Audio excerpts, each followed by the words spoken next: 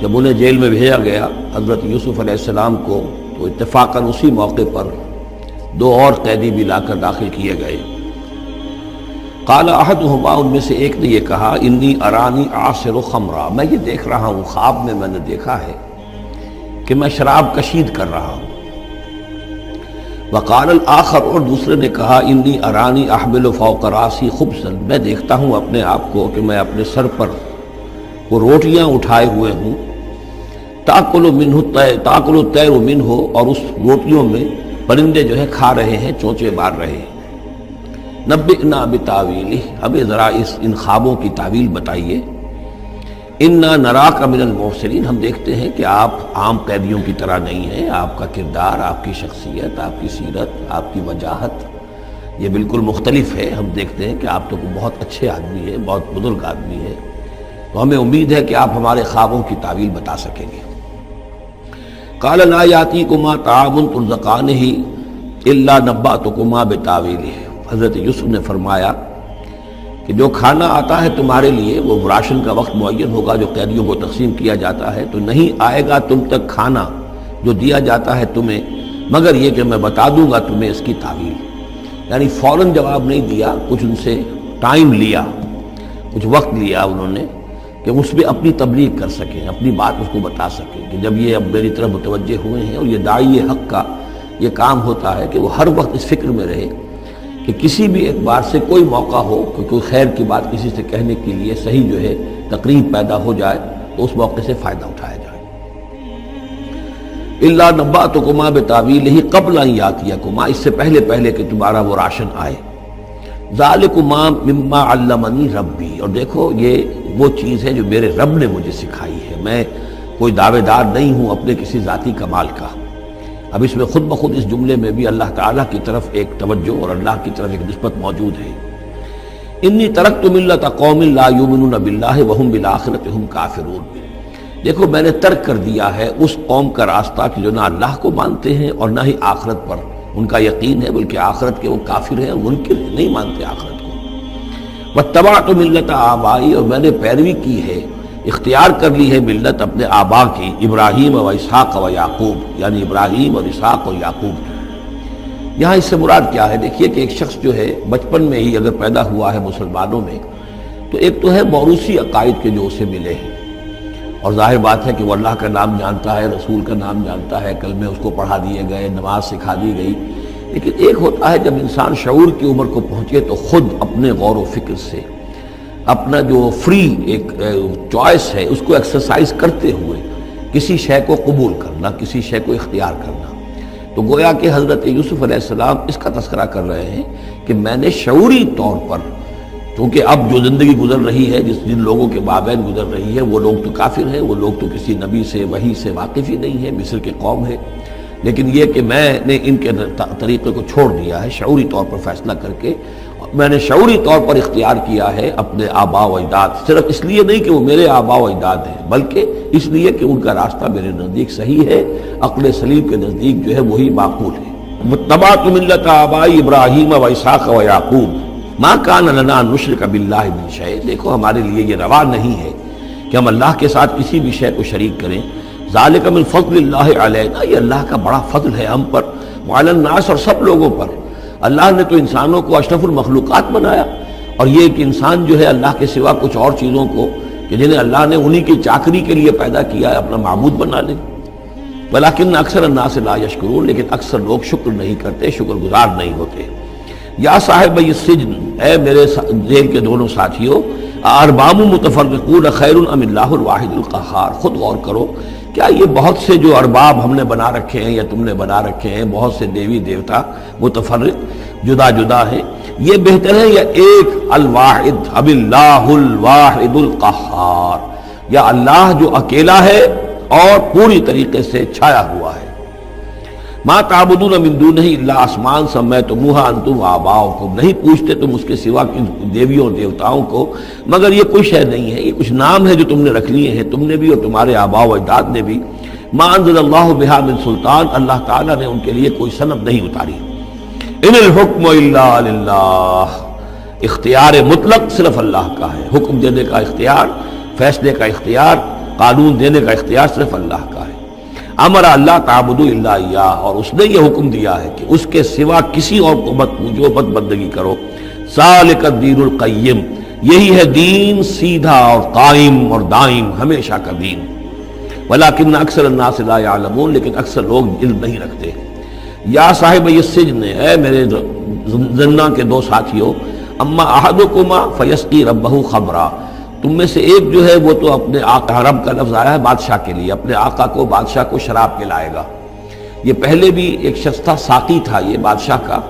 لیکن یہ کوئی اس کے اوپر الزام لگا، اس الزام میں اس کو جیل بھیج دیا گیا، لیکن اس کے بعد یہ بری ہو گیا، ری انسٹیٹ ہو گیا اپنی پوزیشن پر، اور اس کی خبر دے دی حضرت یوسف علیہ السلام نے اس کے خواب کے حوالے سے کہ آصر و خمرہ، میں دیکھ رہا ہوں کہ میں شراب کشید کر رہا ہوں۔ تو آپ نے اس کی تعویل یہ کی کہ تمہارے خواب کا مطلب یہ ہے کہ تم رہائی پا جاؤ گے، اور پھر تم اپنے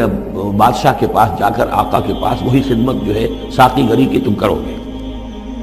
وَأَمَّا الْآخَرُ، اور جو دوسرا ہے، فَيُسْلَبُ، اسے سولی دے دی جائے گی۔ فَتَأْكُلُ الطَّيْرُ مِنْ رَأْسِهِ، تو ظاہر بات ہے سولی جن کو چڑھا دیا جاتا تھا تو پرندے جو ہیں پھر ان کی جو وہ کھوپڑیاں ہیں اس میں آ کے چونچے مار کے، اور پھر جو دماغ کا گودا ہے اس کو وہ کھاتے تھے۔ تو فرمایا کہ وہ پھر تاکل الطیر من راسہ، جب وہ سولی پر چڑھا ہوا ہوگا تو پرندے آئیں گے اور اس کی کھوپڑی میں چونچے مار کے اس کے سر میں سے کھائیں گے، بھیجا کھائیں گے۔ قضی الامر الذی فیہ تستفتیان، فیصلہ کر دیا گیا اس معاملے کا جس کے بارے میں تم دونوں نے فتویٰ مانگا تھا، رائے پوچھی تھی۔ وقال للذی ظن انہ ناج، اور حضرت یوسف نے کہا اس شخص سے جس کے بارے میں ان کا گمان تھا کہ یہ نجات پا جائے گا، رہائی پائے گا، چلا جائے گا، منہما، ان دونوں میں سے، اذکر افنی عند ربک، کبھی میرا ذکر کرنا اپنے رب کے پاس، اپنے آقا، اپنے مالک، اپنے بادشاہ کے پاس میرا بھی ذکر کرنا کہ ایک شخص ہے بے گناہ ہے اور اس طریقے سے جیل میں اس کو ڈال دیا گیا ہے۔ فانساہ الشیطان ذکر ربہ،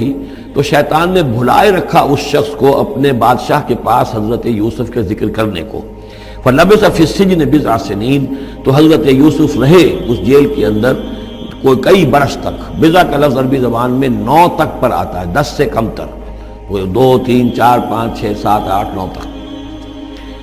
وقال الملک کو، اب اس کے بعد ایک نیا چیپٹر آ رہا ہے اس داستان کا۔ بادشاہ نے کہا، قال الملک کو، اپنے دربار میں۔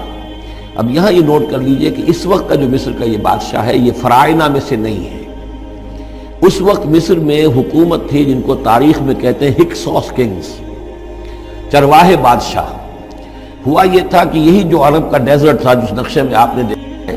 ہمیشہ تاریخ میں ایسا ہوتا رہا ہے کہ ڈیزرٹ میں کچھ قوت جو ہے، ہیومن پوٹینشل ڈیولپڈ ہوتا ہے، پھر وہ آ کر جو متمدن علاقے ہوتے ہیں ان پر حملہ کرتا ہے، اور پھر یا تو لوٹ مار کر کے واپس آ جاتے ہیں یا وہاں پر اپنی حکومتیں بھی قائم کر لیتے ہیں۔ تو اسی جزیرہ نمائے عرب سے کوئی قوم نکلی، کوئی قبیلہ نکلا، زوردار تھا، اس نے حملہ کیا مصر پر، اور مصر کے جو مقامی لوگ تھے، وہاں کی قبطی قوم تھی، اسے اپنا غلام بنا لیا اور خود اپنی حکومت قائم کر لی۔ تو چرواہے بادشاہ کہلاتے ہیں کہ یہ صحرا سے آئے تھے، چرواہے تھے، اور یہ آ کر یہاں بادشاہ بن گئے۔ گویا کہ یہ لوکل نہیں تھے، بادشاہ تھے، فرائنہ میں سے نہیں تھے، فرائنہ کے خاندان میں سے نہیں تھے، بلکہ خود عرب تھے۔ وہ بادشاہ جو ہے معلوم ہوتا ہے کہ تھا بھی نیک سرشت، بہت ہی بھلا انسان تھا، اگرچہ یہ کہ بہرحال جہاں تک تعلق ہے توحید کا یا رسالت کا یا نبوت کا یا آخرت کا یا شریعت کا یا کتاب کا، اس سے نابلد، لیکن ہوتے ہیں مختلف لوگ، مختلف مزاج، تو بھلا آدمی تھا۔ قال الملک کو، اس بادشاہ نے کہا، انی ارا سبع بقرات، میں اپنے خواب میں نے دیکھا ہے کہ 7 گائیں ہیں، سمان، خوب موٹی تازہ، یاکلہن سبع عجاف، انہیں ہڑپ کر رہی ہیں 7 گائیں جو دبلی ہیں، 7 گائیں دبلی ہیں اور وہ ہڑپ کر رہی ہے 7 موٹی تازہ گائیں کو۔ یاکلہن سبع عجاف وسبع سنبلات خضر، اور میں دیکھتا ہوں کہ 7 بالیاں، بالیں ہیں ہری، سٹے ہیں ہرے اناج کے، واخر یابسات، اور 7 ہیں کہ جو سوکھے ہیں۔ یا ایھا الملأ افتونی فی رؤیایا، اے میرے درباریوں، اے میرے سرداروں، ذرا مجھے میرے خواب کی تعبیر بتاؤ، ان کنتم للرؤیا تعبرون، اگر تم واقعتاً خوابوں کی تعبیر کا فن جانتے ہو، اس سے واقف ہو۔ قالوا اضغاث احلام، انہوں نے کہا نہیں، یہ تو پریشان خیالی ہے،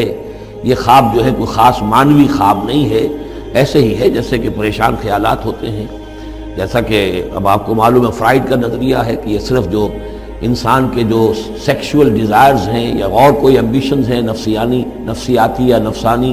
وہ دبی ہوئی ہوتی ہیں تو پھر یہ کہ انسان خواب کے اندر ان کی تسکین جو ہے وہ کر لیتا ہے کسی طریقے سے، تو وہ اس کے اپنے خیالات ہوتے ہیں، پریشان خیالات۔ اگرچہ اسلام میں خواب تین قسم کے ہیں، ایک خواب ہے جو اللہ کی طرف سے ہوتا ہے جس کو ہم کہتے ہیں سچا خواب، رویائے صادقہ،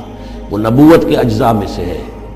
اور ایک خواب شیطانی ہوتا ہے جو شیطان کی طرف سے ہوتا ہے، شیطان جو جنات ہیں وہ اس میں الہام کرتے ہیں، اور تیسرا اسی نوعیت کا ہوتا ہے جس کو یہاں کہا گیا ہے۔ تو فرائڈ ظاہر بات ہے کہ ان چیزوں سے واقف ہے، وہ جہاں تک کہ وہ رویائے صادقہ ہے اس سے واقف نہیں۔ قالوا اضغاث احلام وما نحن بتعبیر الاحلام بعالمین، ایسے خوابوں کی تعبیر ہمیں نہیں آتی ہے، وہ باقاعدہ کوئی خواب ہو تو اس کی تعبیر ہم بتائیں۔ وقال الذی نجا منہما، اب اس شخص نے وہ جو وہاں پر پھر ساقی گری کر رہا تھا اسے اچانک حضرت یوسف یاد آ گئے۔ وقال الذی نجا منہما، اور کہا اس شخص نے جو ان دونوں قیدیوں میں سے نجات پا گیا تھا، بری ہو گیا تھا، رہا ہو گیا تھا، وذکر بعد امۃ، اور اس طویل عرصے کے بعد اسے اچانک یاد آ گیا، انا انبئکم بتاویلہ فارسلون، میں بتا دوں گا اس خواب کی تعویل آپ لوگوں کو، ذرا مجھے جانے دو، مجھے اجازت دیجئے کہ میں جاؤں اور جیل میں جا کر وہاں ایک شخص ہے اس سے مل کر اس خواب کی تعبیر معلوم کر لوں۔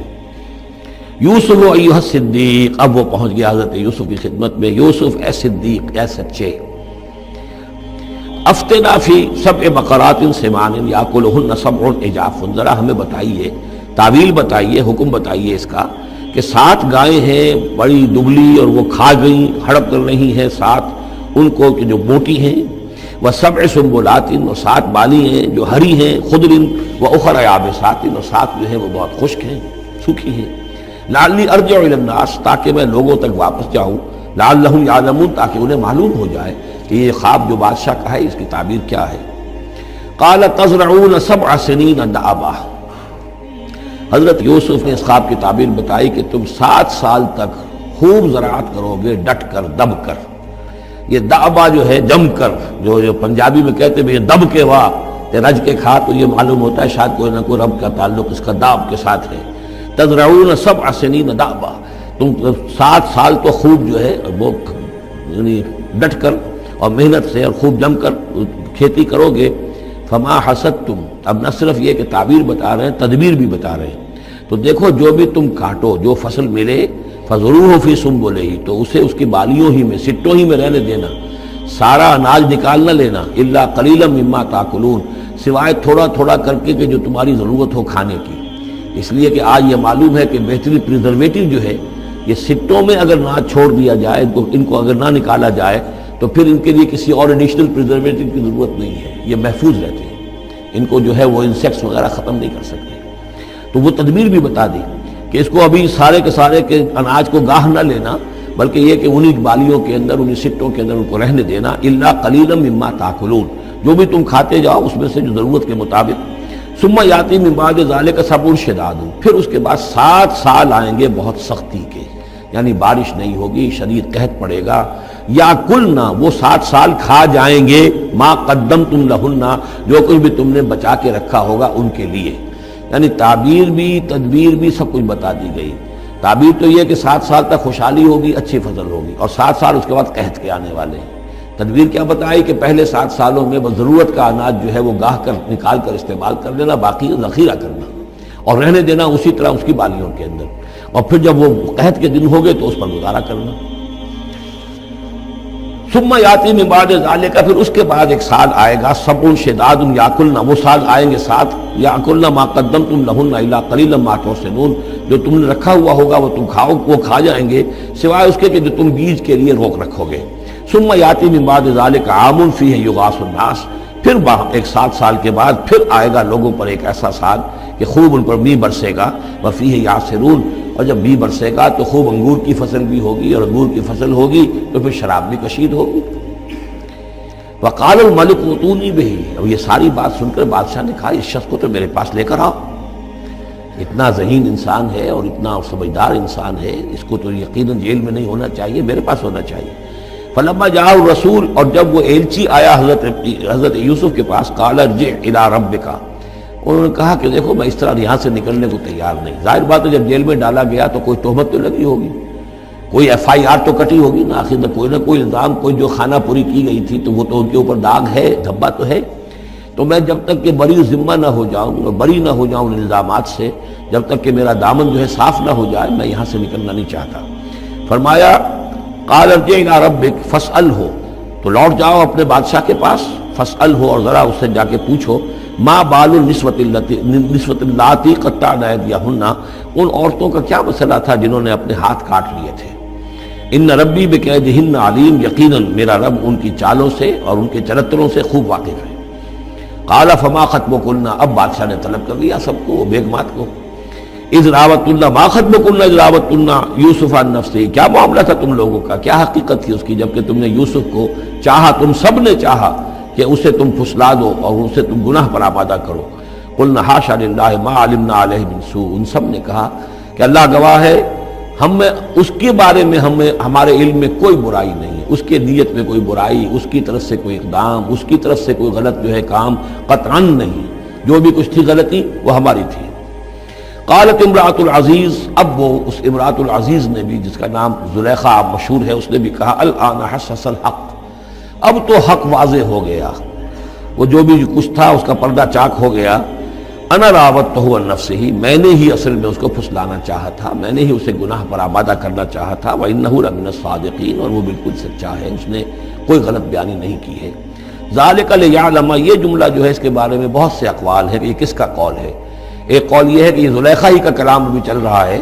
یہ اس لیے کہ وہ اس کو معلوم ہو جائے، یعنی حضرت یوسف علیہ السلام کو، انی لم اخنہ بالغیب، کیونکہ حضرت یوسف اس وقت وہاں موجود نہیں تھے، ان کی غیر موجودگی میں اس نے اپنے گناہ کا اقرار کیا ہے کہ میں نے اس کے ساتھ خیانت نہیں کی ہے۔ اب بھی ہو سکتا تھا کہ وہ پھر کوئی بکواس کرتی اور غلط بات کہتی، لیکن نہیں، لم اخنہ بالغیب، تاکہ یوسف کے علم میں یہ بات آ جائے کہ میں نے یہاں اس کی غیر موجودگی میں کوئی خیانت نہیں کی ہے۔ وَأَنَّ اللَّهَ لَا يَهْدِي كَيْدَ الْخَائِنِينَ، اور یقیناً اللہ تعالیٰ جو ہے خیانت کرنے والوں کی چال کو کامیاب نہیں کرتا۔ وما ابرئ نفسی، اور یہ کہ میں اپنے آپ کو کوئی بہت یہ نہیں سمجھتی کہ میں مجھ سے گناہ سرزد نہیں ہو سکتا، میں اپنے نفس کو بری نہیں کہتی۔ ان النفس لامارۃ بالسوء، نفس جو ہے انسان کا وہ تو بدی کا حکم دیتا ہی ہے، الا ما رحم ربی، سوائے اس کے کہ جس پر اللہ کا رحم ہو گیا ہو۔ ان ربی غفور الرحیم، یقیناً میرا رب جو ہے بہت غفور اور رحیم ہے۔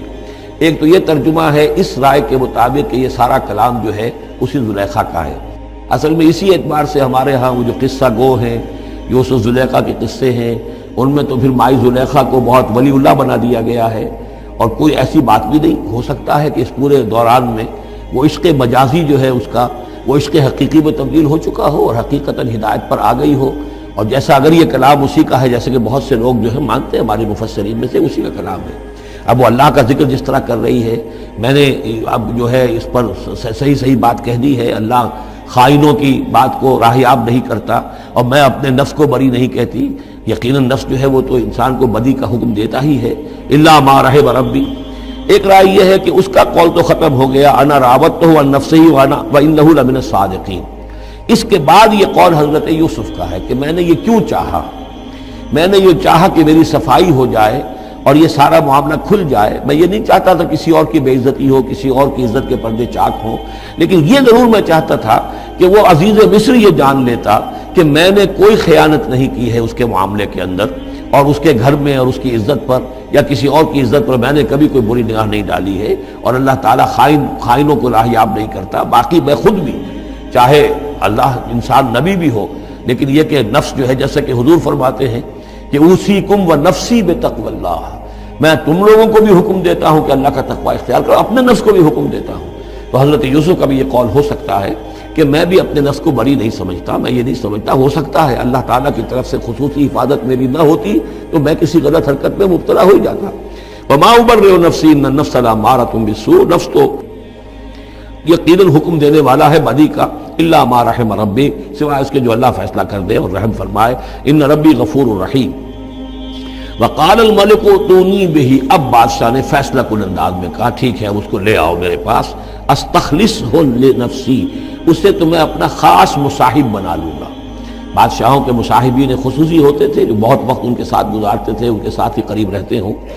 فلما کلمہ، تو اب جب حضرت یوسف آ گئے دربار میں اور بادشاہ نے بات کی ان سے، قال انک اليوم لدینا مکین امین، تو بادشاہ نے کہا کہ آج کے دن سے آپ ہمارے پاس جو ہوں گے بڑی عزت والے اور معتبر انسان ہوں گے، اب آپ کی حیثیت جو ہے بہت اونچی ہوگی اس معاشرے کے اندر، ہمارے بڑے درباریوں میں آپ کا شمار ہوگا۔ قال اجعلنی علی خزائن الارض، ادھر حضرت یوسف کو یہ خیال تھا کہ بہت بڑی جو ہے مصیبت اس قوم کے اوپر آنے والی ہے، تو اس کے لیے انہوں نے فوری طور پر جو مطالبہ کیا وہ یہ تھا کہ مجھے زمین کے خزانوں پر مقرر کر دو، یعنی یہ کہ زراعت کا وزیر بنا دو یا چیف سیکرٹری بنا دو یا وزیر خزانہ بنا دو، کہ معیشت پوری میرے کنٹرول میں ہو، اس لیے کہ اس ملک کے اوپر جو آنے والے ہیں حالات وہ بہت ہی نازک ہیں، اور اگر اس کے لیے صحیح بندوبست نہ کیا گیا تو نہ صرف اس ملک کے لیے بلکہ آس پاس کے علاقے کے لیے بھی بہت خوفناک صورت پیدا ہو جائے گی، اس لیے کہ اصل میں یہ مصر ہی تھا کہ جو گرینری تھا اس پورے علاقے کے لیے۔ باقی آپ کو معلوم ہے اس کے بائیں طرف جو ہے مغرب میں بھی صحرا ہے، دائیں طرف بھی صحرا ہے، صحرا سینا ہے، تو یہ تو یہی علاقہ تھا کہ جس سے اناج وغیرہ پیدا ہوتا تھا، تو پورے علاقے کے لیے کفالت جو تھی اس کی زراعت جو ہے وہ یہیں سے ہوتی تھی، تو اس پورے علاقے پر بہت زبردست قحط آیا ہے، بہت زبردست قحط آیا ہے بعد میں۔ تو انہوں نے فرمایا کہ مجھے ان زمانوں کے ان سارے زمین کے جو خزانے ہیں اس پر مختار بنا دو، انی حفیظ علیم، میں حفیظ بھی ہوں، حفاظت کرنے والا ہوں، علیم بھی ہوں، جاننے والا ہوں، ماہر ہوں، میں یہ سارا بندوبست ٹھیک ٹھیک کروں گا۔ وَكَذَلِكَ مَكَّنَّا لِيُوسُفَ فِي الْأَرْضِ، اس طرح ہم نے یوسف کو تمکن عطا کیا زمین میں، يَتَبَوَّأُ مِنْهَا حَيْثُ يَشَاءُ، اب تو وہ جہاں چاہے وہاں ٹھکانہ بنا دے۔ اب مصر کی حکومت جو ہے پہلے تو اللہ تعالیٰ نے وہاں سے لا کر بدوی زندگی سے لا کر متمدن زندگی کے عین گڑھ میں مجدھار میں پہنچا دیا، عزیز مصر کے گھر میں پہنچا دیا۔ اب اس سے اگلا رتبہ جو ہوا ہے وہ تو یہ ہے کہ بہت ہی اونچا مقام اور مرتبہ ہو گیا، اب خود وہ عزیز بن گئے ہیں، بہت بڑے ان کے پاس کے بڑے اختیارات ہوں۔ وَكَذَلِكَ مَكَّنَّا لِيُوسُفَ فِي الْأَرْضِ يَتَبَوَّأُ مِنْهَا حَيْثُ يَشَاءُ، وہ جہاں چاہے جگہ پکڑے۔ نصیب برحمتنا من نشاء، ہم اپنی رحمت دیتے ہیں جس کو چاہتے ہیں، ولا نضيع اجر المحسنین، اور نیکوکاروں کا اجر ہم ضائع نہیں کرتے۔ وَلَأَجْرُ الْآخِرَةِ خَيْرٌ لِلَّذِينَ آمَنُوا، باقی یہ کہ اصل میں جو آخرت کا اجر ہے وہ تو بہت ہی بہتر ہے ان کے حق میں جو ایمان لائیں اور جو تقویٰ کی روش اختیار کیے رہے ہوں، وَكَانُوا يَتَّقُونَ۔